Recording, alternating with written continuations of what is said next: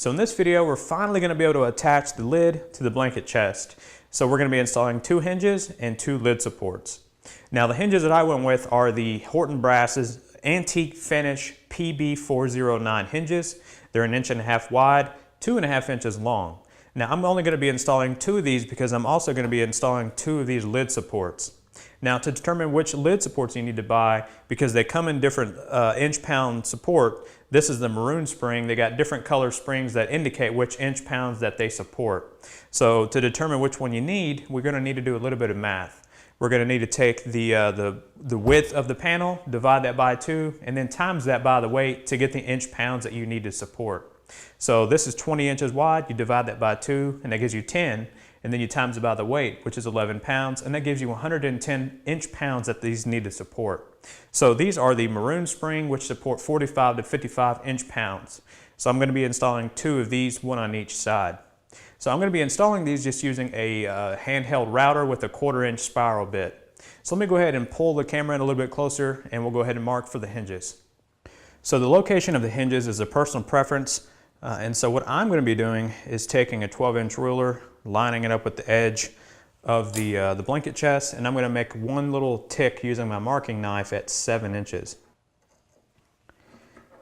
And then I'm going to take the hinges, I'm going to unfold it, and the part with the barrel on it is what we're going to be installing on the blanket chest itself, and the other part will go on the lid. Put the marking knife back in there, and then referencing the barrel up against the back of the blanket chest, I'm gonna butt it up against the marking knife, and now I'm gonna hold it flush up against the back of the blanket chest, and I'm gonna scribe a line all the way around. And when you're marking these, always start with light pressure and then gradually get deeper. So this is the area that we're going to need to remove. So for this operation, I'm using my trim router and a 1/4 inch spiral bit. And I raise the height of the bit to the center of the barrel on the hinge. Now setting this router base on top of the 7/8 of an inch thick sidewall is going to be a problem because it's a little too thin. So what I've done is clamped a sacrificial piece that's probably 2 inches in width to the side of the blanket chest, and made sure that it is flush with the top of the blanket chest to help support the top or the base of this router. Because if you just have it on that 7/8 of an inch thick piece, it can become unstable. So with this into place, I'm going to use it on both sides to just help make this a stable and safer cut.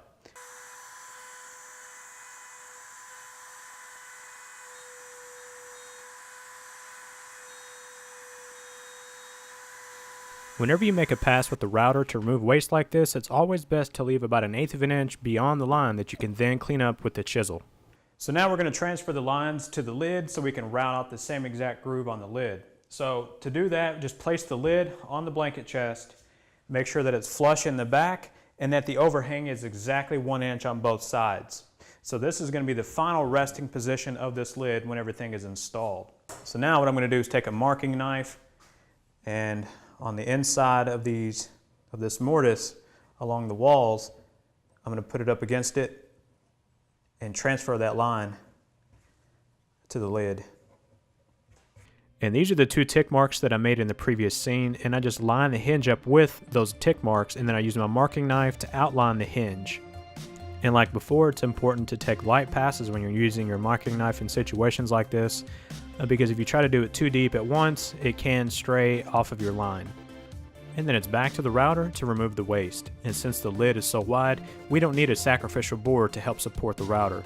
You just lay it on there and stay within the lines about 1/8 of an inch like on the blanket chest itself. And so what you're left with now is about 1/8 of an inch worth of waste that you need to remove. And I just use my chisel, place it directly in the scribe line, and then tap it down to remove the waste.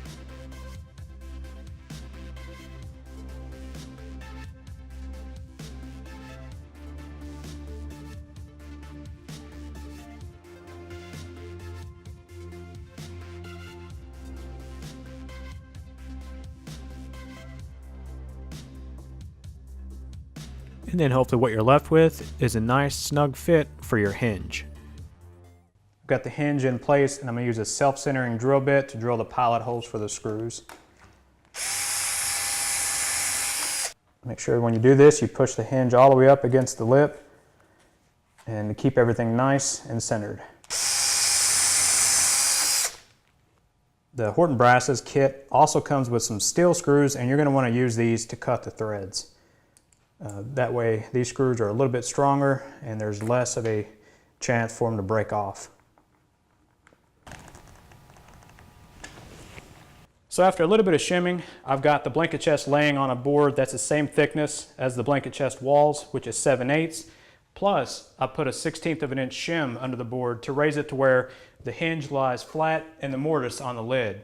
Since we've pre-drilled and cut the threads using a steel screw, I'm now putting in the brass screws themselves. All right, let's give it a test. Everything is dead flat. There's no gaps. So remember in the last video, I said that I would wait until we get the lid on it to figure out if I need to touch anything up. And there are no gaps. It's dead flat. So I guess using this quarter sawn lumber has its advantages. I won't need to touch anything up. So now, as you can see, if I let it go, it's going to drop. And so we don't want that. So we're going to need to install some lid supports.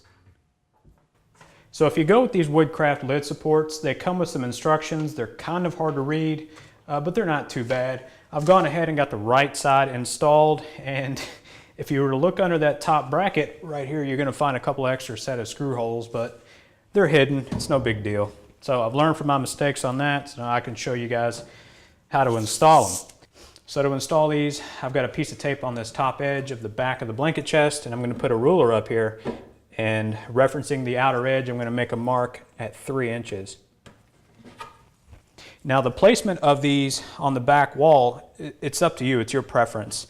As long as you get the dimensions right vertically, where you position it horizontally across this back wall is the personal preference. So I'm choosing 3 inches. If you want it closer to the wall or want it closer to the center, you can just move it however you like. The most important measurements are the vertical screw hole, the alignment from the back edge, and from the bottom of the lid to the first hole on the bracket.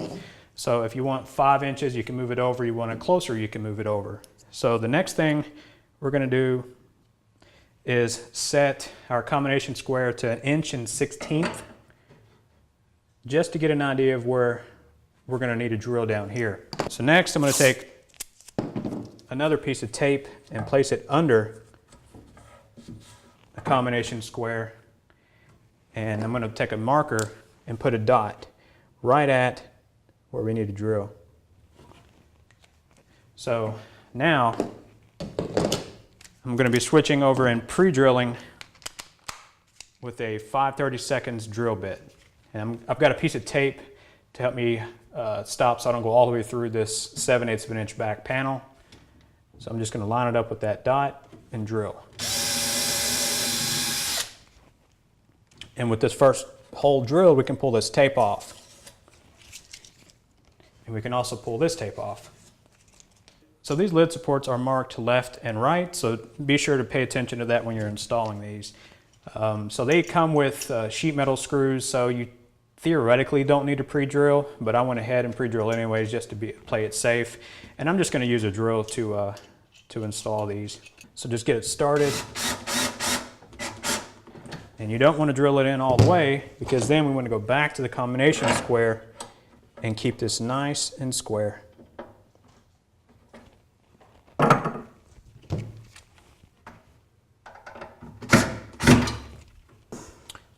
Go back to the combination square to confirm one more time, and we're perfect. So I'm going to go back to the drill bit and then pre-drill the bottom hole.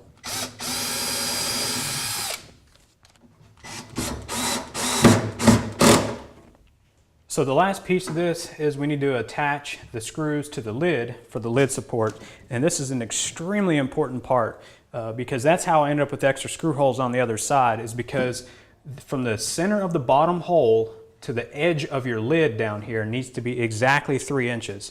If it's not 3 inches, your lid won't close all the way. So again, taking a ruler And looking at it, we got 1, 2, 3, and it's dead center. And we want to go ahead and leave it how it is and pre-drill and screw the screws in.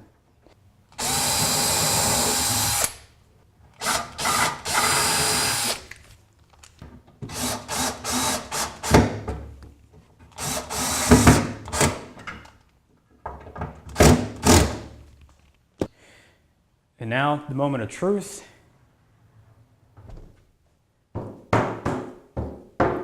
There's no gaps and it doesn't slam, so successful installation. It only took one screw up on the other side to figure it out, but that will do it for this video. If you want to stop here, you've got a nice blanket chest, but in the next video we're going to be installing the base.